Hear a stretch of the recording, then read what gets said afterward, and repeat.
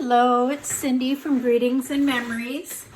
Ready to do a card with our Forever Fern stamp set using some more autumn colors there.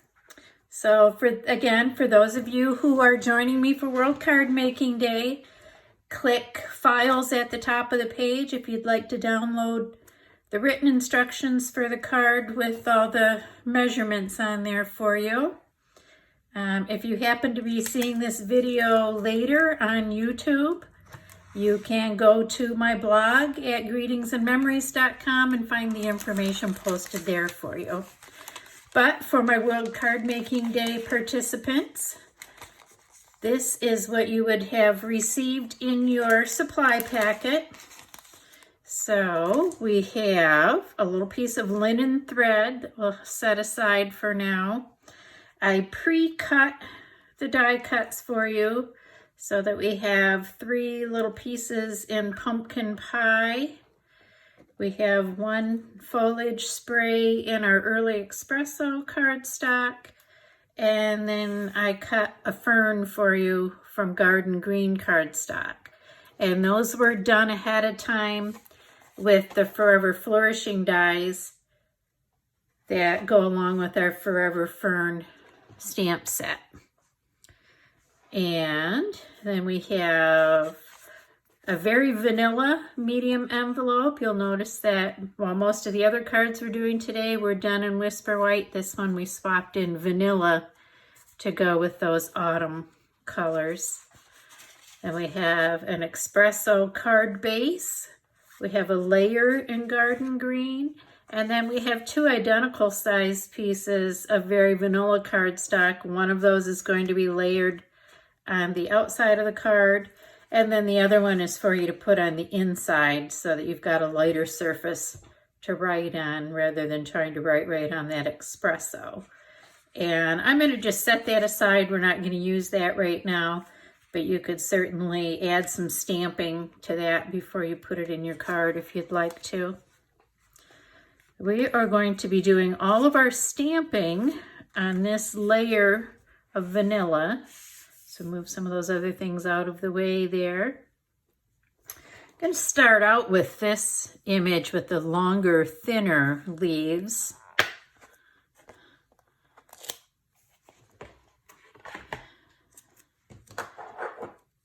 And again, we're using our D size block.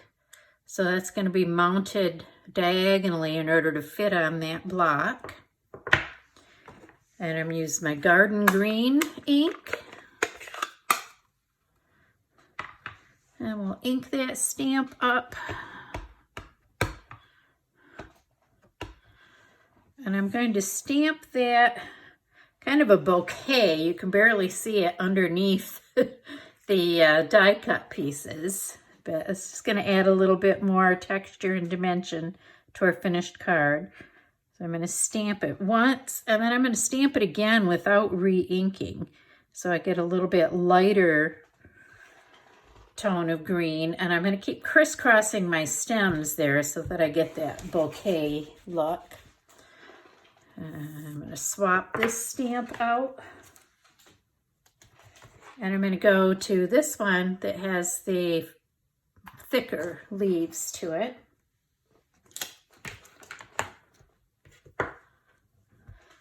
And again, I'm going to ink that up with garden green. And to kind of balance my lighter and darker greens, I'm going to do my darker one over here. Again, crisscrossing those stems. And then I'm going to stamp it again without re-inking and get it in a lighter tone on the other side. And clean that stamp and put it away. And now I want to fill in around my leaves with some of the little speckles in the early espresso ink. I can close up the green since we're finished with that now.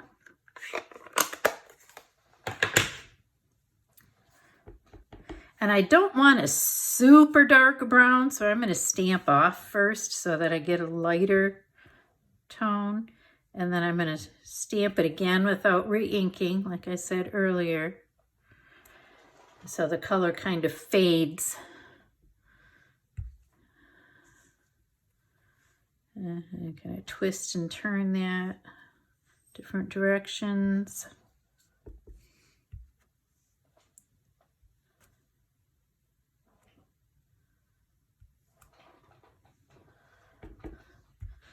And just kind of filling in some of that white space around our stamped greenery. And here, we'll put a little bit more over here. And that looks good to me.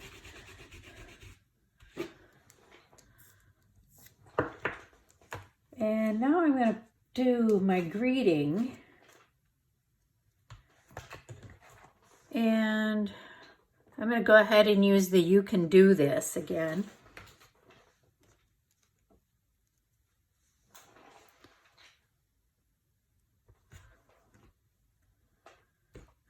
Move that over a little bit, center it a little bit more on my block. There we go. And we'll close up that espresso pad and open up the pumpkin pie. I'm doing the greeting in the pumpkin pie because I want to tie that back into the colors of die cuts that I'll be using. So repeating the colors is always a good idea.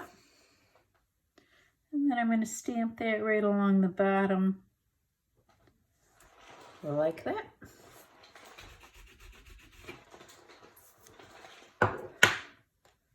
And so that is all of the stamping that we're doing on this card. Now we're going to just start laying those die cuts in on top of what we've stamped. So I'm going to start with my green fern, and I'm using liquid glue for this part. And I'm just going to put a little bit along the bottom, and it doesn't take much. And I'm going to leave the top part of it without any glue. And again, we'll just keep overlapping those stems as we go. Do the same thing with the brown die cut. And just keeping the glue more towards the bottom portion. Whoops. And tip that as a little bit of an angle and layer it over. And then with my orange pieces, I'm going to just put glue on the very bottom section and kind of tuck that in and layer it around my other pieces.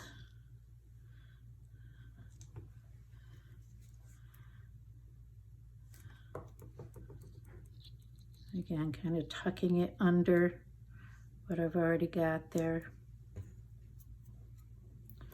And just putting glue on that bottom bit and tuck that in. And then we'll take our piece of linen thread and tie it in a bow.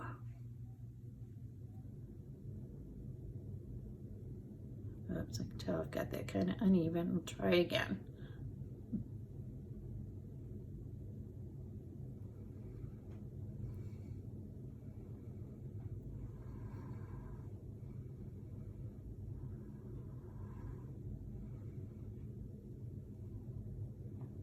Alright, doesn't look too bad. And then I'll put a little dot of glue here and glue the bow to our foliage bouquet.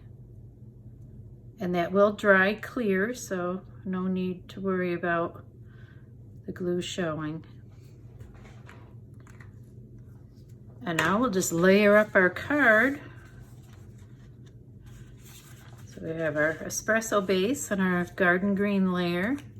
And I'm just going to use a little bead of glue around the outside. And I'm not getting too close to the edges there because I don't want the glue to ooze out beyond the edges of the cardstock when I stick it down here.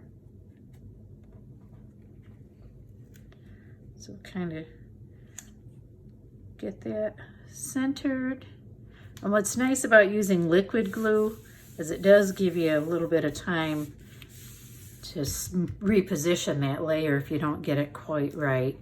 Where with the dry Stamp and Seal adhesive, pretty much once it's down, it's down. And we'll put some adhesive on the back of our embellished layer.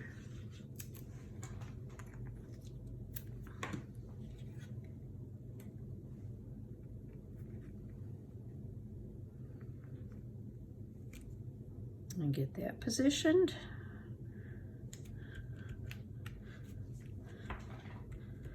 And there. You can go ahead and add that vanilla layer to the inside and embellish your envelope as you like. If you'd like to stamp across the flap or maybe add a foliage spray in the corner, go ahead and do that. But our card is complete.